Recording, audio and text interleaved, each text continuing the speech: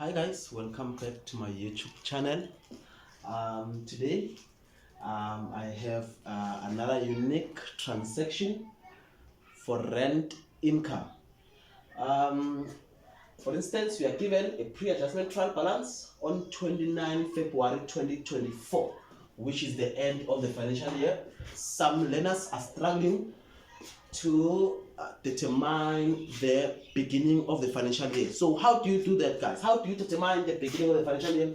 If we closed our books on the 29th of February 2024, then what do you do to find the beginning of the financial year? Don't forget that when we are closing on the 29th, tomorrow is on the 1st of March. So you will say, if we open on the 1st of March, you look the date, which is you look tomorrow's date, guys. So you look tomorrow's date. If we are on the 29th, then tomorrow is the 1st. So if we're closing today, tomorrow we are reopening our books, our new financial year. So if we closed our book on the 29th of February 2024, then which means we opened our book on the 1st of March, then we reverse this year by 1 year, so it will be 2023. So if you count all this month, it will give you 12 months. Don't forget that, guys, that the business or our company operates for 12 months, which is a financial year. Then we are given a pre-adjustment trial balance on the 29th of February 2024. Rent income from the pre-adjustment trial balance, we were given 54,000 rand. 54,000 rand. Then additional information says rent income for February is still outstanding. Rent income for February, which means when we closed our book on the 29th, the rent for 29 February, or for that month, for February, it was not yet received. So if we do not receive this amount of money, so here we said we have 12 months, but the rent for February, it was not yet paid. So which means it will be from 1 March 2023 to 31 January 2024, which will give us 11 months. 11 months was paid. Rent was paid for 11 months. So what do, guys? You first calculate your dates accurately, guys. So you can also do your timeline. You can do your timeline that my books opened on the 1st of March 2023.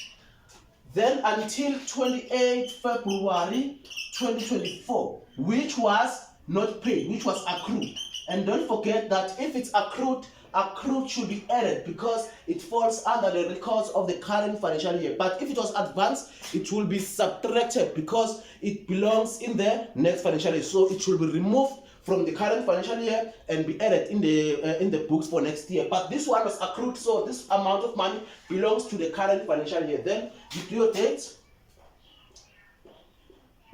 you do your months, then it's March, it's April, May, June, July, August, September, October, November, December, and then it's January, and then February here.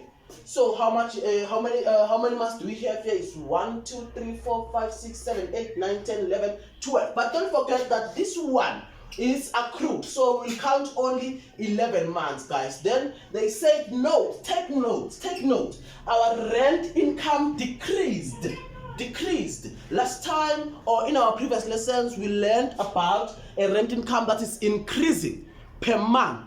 Then this one is decreased by 10% on 1 December. Then now we do the dates on 1 December. Then December is this month. So these 2 months, the rent was 100 and it was, sorry, before that, this month it was from March, April, May, June, July, August, September, October, November. Then it's how many months? It's 1, 2, 3, 4, 5, 6, 7, 8, 9. For this 9 months, the rent was 100%. And then for these 2 months, the rent was 110. Is 2 months times is 90 from the 100%, which was the original rent that was received, minus 10%. That now it has decreased by 10%, which means now we are receiving 90% of that amount. So, all right, so if you take this 9 months times 100%, and then we take these 2 months times 90%, then here it will give us 900, and then 2 times 90, it will give us 180, and then we combine both. We are going back to that step. It's 900 plus 180. Then it will give us 1080. Then what do you do now? You take this amount from the trial balance, which was 54,000 rand, 54,000 rand, multiply by. So don't forget that the month which was not paid, it was February 2024, and the rent was already reduced to 90%. So we just need 90% over 1,050. 1,080. 1,080 is represents the 54,000 rand which was already paid, and then this 90 represents the one that we want. So it will be 54,000 multiplied by 90 over 1,008. Then it will give us 4,500 rand. Or you can just say this 54,000 rand times this whole amount. Don't forget that this whole amount is for 2 months. Times 180 over 1,080. Then 54,000 times 180 over 1,080. It will give us 9,000 rand. Don't forget to divide by the 2 months. The 2 months, which will give us, divide by 2, which will give us 4,500 rand. Okay. Then this 4,500 rand is the amount for March, which was already accrued. So now I'm here and the income statement. The entry in the income statement in other operating incomes. Other operating incomes is rent income. Rent income. Don't forget that we should start with the amount from the trial balance, 54,000 rand, plus, because this one was accrued, the 4,500 rand. Then in total it will give you how much? In total, this 4,000 rand plus 54,000 rand. It will give you 54,000 rand plus 4,000 rand. It will give you 58,500.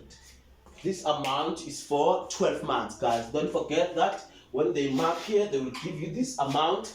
If they gave you this amount in your answer book, they won't mark it unless you are not given. Then you will first start with the amount from the trial balance, and then this one is the one that is accrued. So if it's accrued, you know that it should be added. Then they will give you 2 marks for this one, and then an operation mark here. So you will get 4 marks for this transaction, guys. I'm being specific when it comes to this kind of transactions, because I know that many learners are struggling to find or to obtain these 4 marks. So we know, guys, that in accounting, 1 mark is mostly important, guys. So let's not miss these 4 marks, guys. Thank you. See you next time.